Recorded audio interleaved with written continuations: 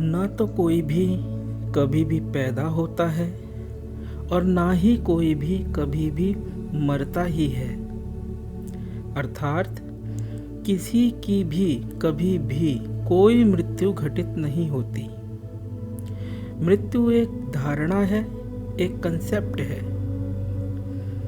जिस प्रकार से आपको अपने पैदा होने का कोई भी अनुभव नहीं हुआ, ठीक वैसे ही आपको अपने मरने का, अपनी मृत्यु का कोई भी अनुभव प्राप्त होने वाला नहीं है। और जिसका कि अनुभव ही ना हो सके, वह आपके लिए हो कैसे सकता है। हमारी बात चौंकाने वाली जरूर लग सकती है, परंतु अपने धैर्य एवं विवेक का परिचय देते हुए इस सत्संग को अंत तक पूर्वाग्रह रहित होके सुनेंगे तो साफ स्पष्ट हो जाएगा कि कैसे मृत्यु एक धारणा मात्र है और हम जीवन भर इस मृत्यु के डर से डरते रहते हैं, क्योंकि हमने पहले से ही इस मृत्यु रूपी डर को अपने लिए पैदा कर रखा है, यह मानकर कि हम पैदा हुए थे। ना तो कोई भी कभी भी पैदा होता है और ना ही कोई भी कभी भी मरता ही है। कोई भी पैदा नहीं होता शीर्षक से सत्संग हम पहले कह चुके हैं, इसलिए इस सत्संग को आप कह सकते हैं कि ये उसी पूर्व के सत्संग का दूसरा भाग है। अर्थात इस सत्संग में मुख्यतः केवल मृत्यु पर ही बोलेंगे। दुनिया में अनेक मजहब या कहें धर्म प्रचलित हैं, जो कि केवल मात्र ईश्वर या कहें गॉड तक की ही बात करते हैं। परंतु इस भारतीय संस्कृति में वैदिक ऋषियों ने ईश्वर या भगवान की नहीं, बल्कि ब्रह्म या कहें आत्मा की बात कही है। उपनिषदों में वर्णित यह ब्रह्म तत्व या आत्मा परम सत्य है, जिसके अतिरिक्त अन्य सब कुछ केवल मात्र धारणाएं हैं, कंसेप्ट हैं। आदि शंकराचार्य जी ने अपने लोक प्रसिद्ध ग्रंथ विवेक चूड़ामणि में एक वाक्य ब्रह्म सत्य जगन मिथ्या यह कह उपनिषदों का सारत्व ही प्रस्तुत कर दिया कि केवल मात्र ब्रह्म ही सत्य है, जगत मिथ्या है। मिथ्या मतलब झूठ। इस परम सत्य के दृष्टिकोण से यदि देखेंगे तो जन्म, मृत्यु, देश, काल आदि सब कुछ धारणाएं मात्र हैं, कंसेप्ट्स हैं और कुछ नहीं। आपके पेट में यदि भूख लगी हो और जमाने भर के लोग यदि कहें कि आपको भूख नहीं है या आपको भूख नहीं लगी है, तो क्या यह बात आपके लिए सच होगी? जमाने भर के लिए यह बात सच हो सकती है कि आपको कोई भूख नहीं है, परंतु स्वयं आपके लिए यह बात कोरा झूठ होगी। चाहे अखबारों में छप जाए, किताबों में लिख जाए, शिलाओं पर उकेर दिया जाए कि आपको भूख नहीं है, इससे आपको क्या फर्क पड़ता है? क्योंकि स्वयं आपका अपना अनुभव तो यही है ना कि मैं भूखा हूँ। ठीक इसी प्रकार से मृत्यु का अनुभव आज तक किसी को भी नहीं हुआ और ना होगा। यदि कोई व्यक्ति है जिसका कि नाम मुकेश है, तो उसकी तथाकथित मृत्यु को उसे छोड़ बाकी सब जानेंगे या कहेंगे कि मुकेश मर गया। उस मुकेश का शरीर जब एक स्त्री के गर्भ से बाहर आया था, तब उस घटना को जानने वाले और मुकेश का जन्म हुआ ऐसा कहने वाले भी दूसरे ही लोग थे, ना कि मुकेश। यहाँ सब दूसरों के ही पैदा होने और मरने को जानते हैं और किसी को भी ना तो अपने पैदा होने का कोई भी अनुभव है और ना ही अपने मरने का कोई भी अनुभव होगा। ये एक विचित्र पहेली है और इस विचित्र पहेली को व्यक्तिगत रूप से ही सुलझाया जा सकता है, ना कि सामाजिक स्तर पर। मृत्यु का अर्थ आप क्या लगाते हैं? जरा इस बात पर विचार करें। यदि मृत्यु का अर्थ आपके लिए यह है कि आप खत्म, दी एंड, तो आप गलत हैं। और यदि आपके लिए मृत्यु का अर्थ यह है कि यह शरीर तो खत्म हो जाएगा पर कोई सूक्ष्म शरीर या लिंग देह शेष रहेगी आगे की यात्रा के लिए, तो भी आप गलत हैं। हम दोनों ही प्रकार की बातों में किस प्रकार से आप गलत हैं इस विषय पर चर्चा करेंगे, और ऐसी चर्चा ही हमारी दृष्टि में विशुद्ध आध्यात्मिक चर्चा है। तो चर्चा में लेते हैं पहले प्रकार से आपके गलत होने की बात को, कि मृत्यु का मतलब यदि आपके लिए यह है कि मरने पर या मृत्यु पर आप खत्म हो जाएंगे, सब दी एंड हो जाएगा, तो कैसे यह बात गलत है, आइए इसे समझते हैं।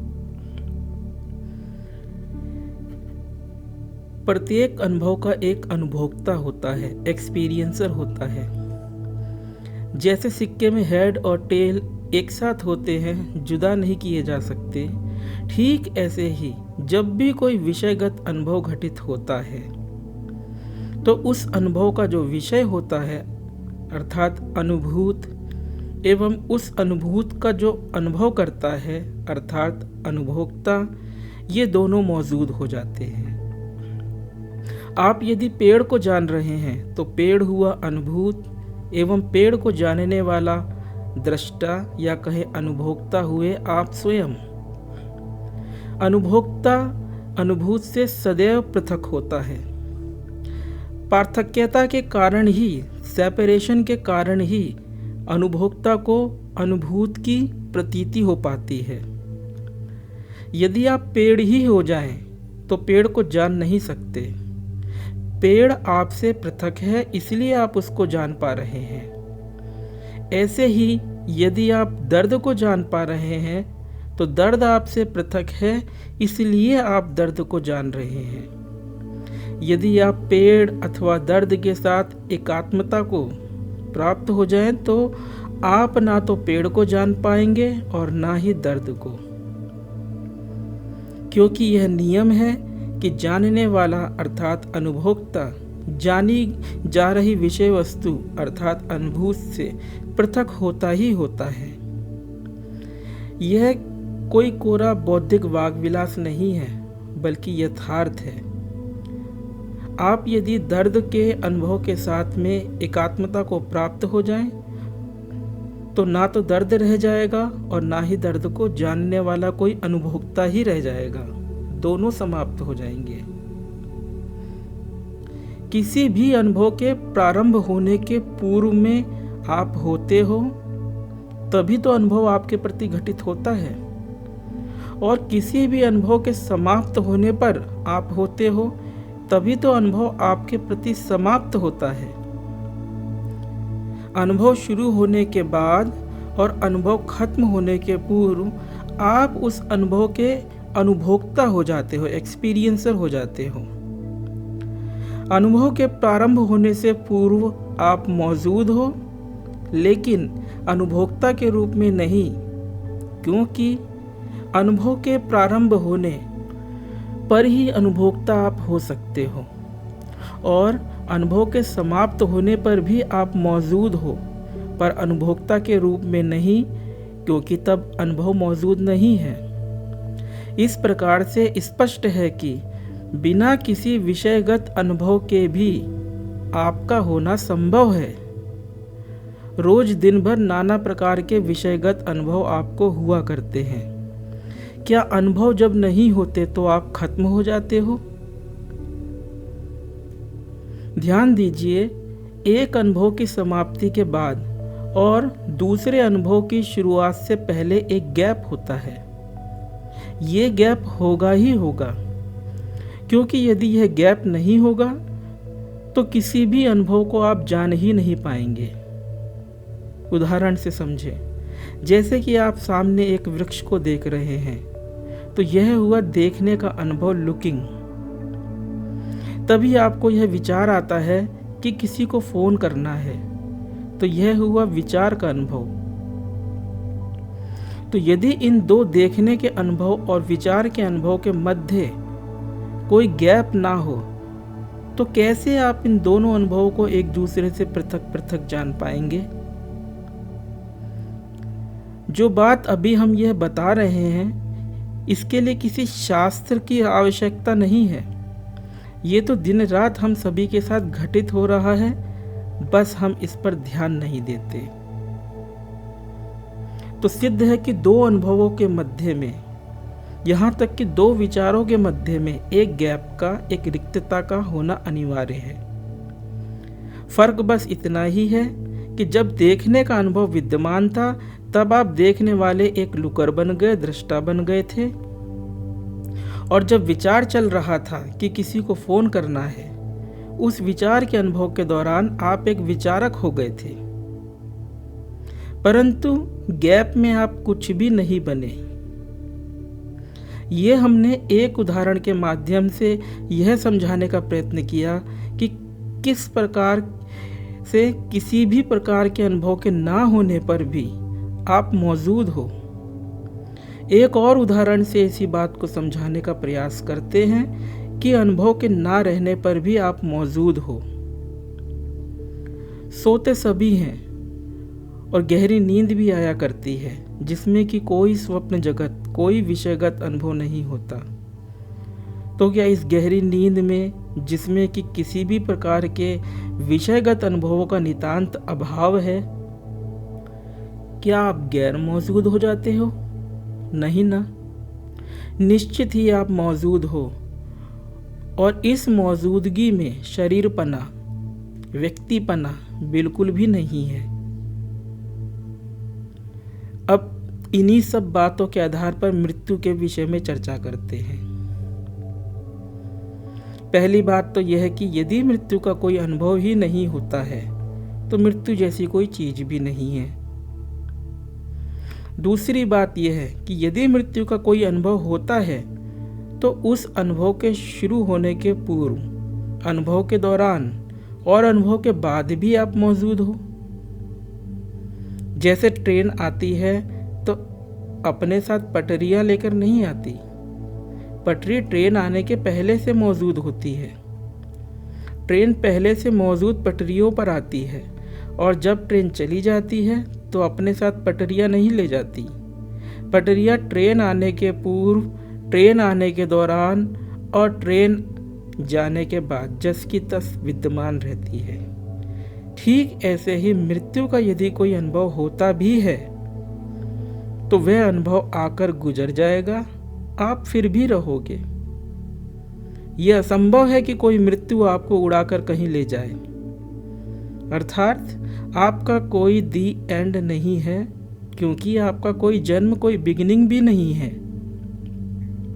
हम सब दूसरों के पैदा होने और दूसरों के मरने की घोषणाएं करते हैं, धारणाएं बनाते हैं, जबकि खुद अपने पैदा होने का और मरने का कोई भी अनुभव हमें हासिल नहीं होता है। आइए इसे समझते हैं। एक शरीर के काम बंद कर देने पर हम उसे शमशान ले जाते हैं या कब्रिस्तान ले जाते हैं और डेथ सर्टिफिकेट भी बनवाते हैं कि मुकेश की मृत्यु हो गई, जबकि खुद मुकेश को कुछ नहीं पता चलता अपनी किसी मृत्यु का। ऐसा क्यों? ऐसा इसलिए क्योंकि मृत्यु का हम अर्थ यूं ही तो लेते हैं कि इस मैं शब्द पर गौर करें कि मैं मर जाऊंगा।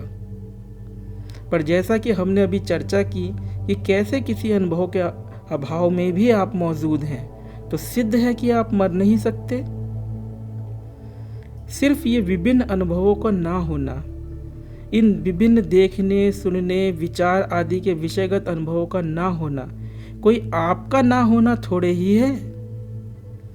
अनुभवों के ना रहने पर उस अनुभव का अनुभोक्ता नहीं रहेगा, पर आप रहेंगे, व्यक्ति के रूप में नहीं, बल्कि जो आप वस्तुतः हैं उस रूप में। परंतु फिर भी हमें ये बातें समझ में क्यों नहीं आती? इसलिए समझ में नहीं आती क्योंकि हम एक कॉमन बिलीफ सिस्टम के शिकार हैं।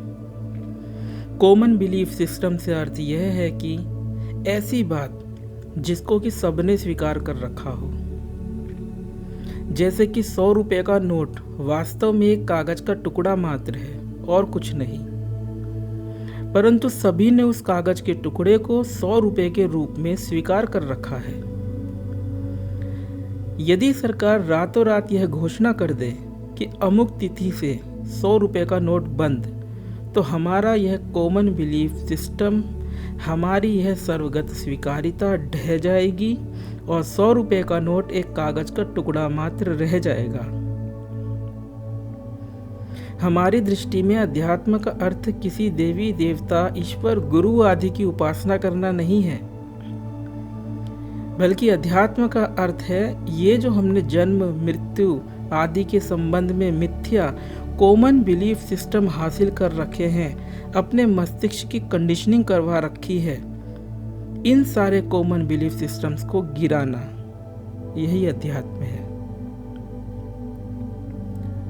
अब दूसरे प्रकार से भी आपके गलत होने की बात को चर्चा में लेते हैं। यह दूसरी बात यह थी कि यदि आप ऐसा सोचते हैं कि मृत्यु जैसी कोई घटना विशेष होती है जिसके पश्चात आपका कोई सूक्ष्म शरीर या लिंग देह आगे की यात्रा के लिए शेष रह जाएगा, तो ये बात भी आपकी गलत है।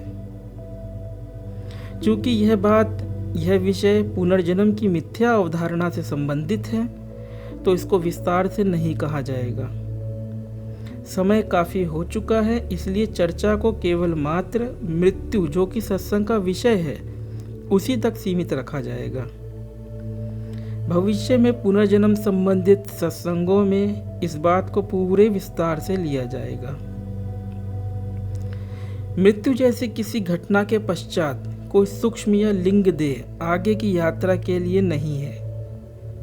यह बात दो प्रकार से सिद्ध की जा सकती है, एक तो वैज्ञानिक दृष्टिकोण से और दूसरा आध्यात्मिक दृष्टिकोण से। अभी इस सत्संग में हम केवल वैज्ञानिक दृष्टिकोण को लेकर के ही चर्चा करेंगे। जब हम मृत्यु शब्द का प्रयोग इस सत्संग में कर रहे हैं, तब मृत्यु से हमारा अर्थ किसी की मृत्यु से नहीं है, बल्कि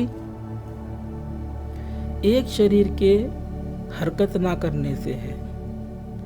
हम सभी आए गए दिन देखते सुनते हैं कि किसी का एक्सीडेंट हो गया और वह कोमा में चला गया, तो सारी स्मृति अशेष हो जाती है कोमा में। अर्थात मस्तिष्क और स्मृति एक दूसरे से संबद्ध है। एक घटना की चर्चा करते हैं। एक बार एक बाबा जी, जो कि युवा ही थे, वे एक ऊंचे ताखे से सामान उतारने के लिए उछले। नीचे मार्बल का फर्श था, तो वे फिसल के गिर पड़े। हम सभी लोगों ने उन्हें संभाला। उनके सिर में कुछ चोट आई थी। थोड़े आराम के बाद वो बाबा जी कहने लगे कि मुझे पेशाब लगी है। तो एक महात्मा जी ने कहा, तो जाओ आप कराओ। इस पर वे बाबा जी करुण स्वर में बोले कि पेशाब कैसे करते हैं मुझे नहीं पता। तो इस प्रकार से देखें कि कैसे सिर में एक आघात होने से स्मृति भ्रम हो गया। यहाँ तक कि मादक द्रव्यों के सेवन से भी स्मृति भ्रम हो जाया करता है। तो जब वो शरीर जिसने कि कार्य करना बंद कर दिया, उस शरीर का मस्तिष्क जब शरीर के साथ जलेगा अथवा विनिष्ट होगा, तो क्या कोई भी स्मृति शेष रह पाएगी? नहीं रहेगी। दिक्कत की बात यह है कि हम यह नहीं सोचते कि क्या मैं स्मृति हूं। हम कभी सेल्फ इंक्वायरी नहीं करते। सेल्फ इंक्वायरी या हिंदी में कहे आत्मविचार ही हमारे वेदों की अर्थात उपनिषदों की देन है। और खेद की बात है कि हम में से अधिकांश लोग ज्ञान मार्ग के इन साधनों से अनभिज्ञ हैं। ऐसे में जब वे हमारी ऐसी बातें सुनते हैं कि कोई पैदा नहीं होता, कोई नहीं मरता, तो उन्हें ये बातें नई बातें लगती हैं, चौंकाने वाली बातें लगती हैं, जबकि नया जैसा कुछ नहीं है। मुक्ति या कहे मोक्ष और कुछ नहीं, बल्कि इस अज्ञान से निवृत्त हो जाना है कि मैं पैदा हुआ था और मैं मर जाऊंगा। और यह मुक्ति अभी और यहीं हियर एंड नाउ में सबको हासिल है। अर्थात मुक्ति आपका स्वरूप है, ना कि मुकेश या कोई शरीर आप है। अभी जागृत अवस्था में यह शरीर जिसका कि कोई नाम है, उदाहरण के लिए मान लेते मुकेश, तो आप अभी इस जागृत अवस्था में इस देह के साथ तादात्म्य करके, आइडेंटिफिकेशन करके कि ये मैं हूँ, मुकेश बने रहते हैं, खुद को मुकेश समझते हैं। यह मुकेश जो कि आप नहीं हो, इस मुकेश का एक देश एवं काल है जो कि इसी देह से संबंधित है। परंतु स्वप्न में ऐसा भी हो सकता है कि आप सैकड़ों वर्ष पूर्व एक मुगल बादशाह अकबर हो गए। अकबर का देश काल आपके लिए सच हो जाता है। तब आप स्वयं को मुकेश नहीं अकबर करके जाना करते हो। और गहन निद्रा में जब आप ना तो मुकेश होते हो और ना ही अकबर होते हो, और ना ही वहाँ कोई देश काल होता है, ना ही कोई विषयगत अनुभव वहाँ होता है, तो क्या आप गैर मौजूद हो जाते हो? क्या आप मर जाते हो? बिल्कुल नहीं। वस्तुतः मृत्यु एक धारणा है, एक कंसेप्ट है, इंसान की पैदा की गई इजाद है और कुछ नहीं। आपने बचपन में अखबार में बच्चों के लिए छापे जाने वाले बिंदु चित्र तो देखे ही होंगे, जिसमें प्रत्येक बिंदु पर 1, 2 ऐसे कुछ अंक लिखे होते हैं।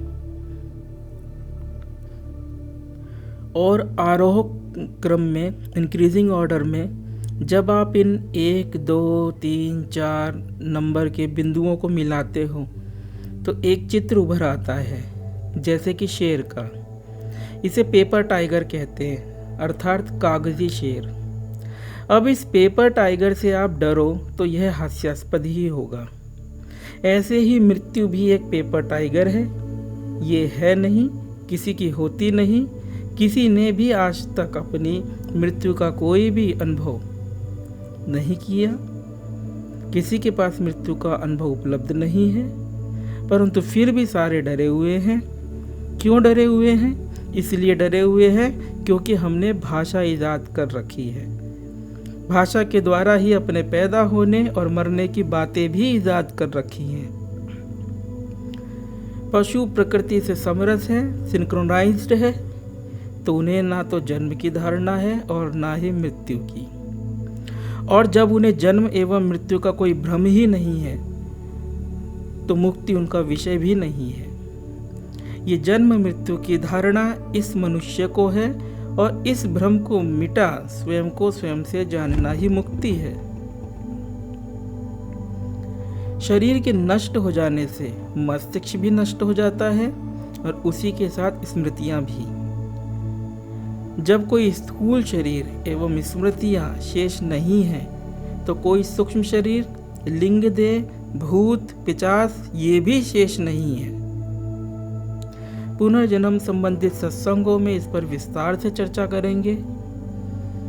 अंत में यही कहेंगे, यहाँ हर कोई दूसरे को मरते देख रहा है, दूसरे के मरने की घोषणा कर रहा है, और जिसके मरने की बात यह दूसरे लोग कर रहे हैं, वह किसी मृत्यु का अनुभव नहीं कर रहा है। उसके साथ तो देखने, सुनने आदि के विभिन्न विषयगत अनुभव, ऑब्जेक्टिव एक्सपीरियंसेस मिटते चले जा रहे हैं। दृश्य का अनुभव मिटा तो दृष्टा मिट गया, शब्द का अनुभव मिटा तो श्रोता मिट गया, रस का अनुभव मिटा तो रसयिता मिट गया, गंध का अनुभव मिटा तो घ्राता मिट गया, स्पर्श का अनुभव मिटा तो स्पृष्टा मिट गया, विचार का अनुभव मिटा तो विचारक मिट गया।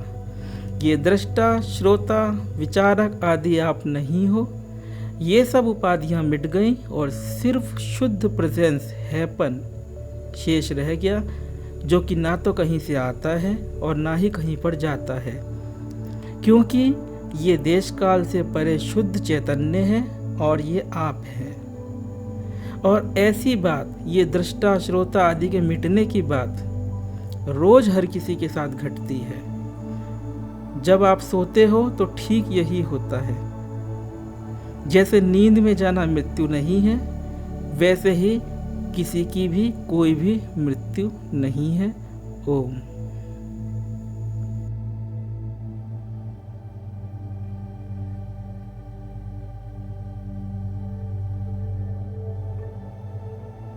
अगर आपको यह वीडियो पसंद आया है तो वीडियो को लाइक जरूर करें और चैनल को सब्सक्राइब कर इस ज्ञान के प्रवाह में अपनी श्रद्धांजलि अर्पित करें।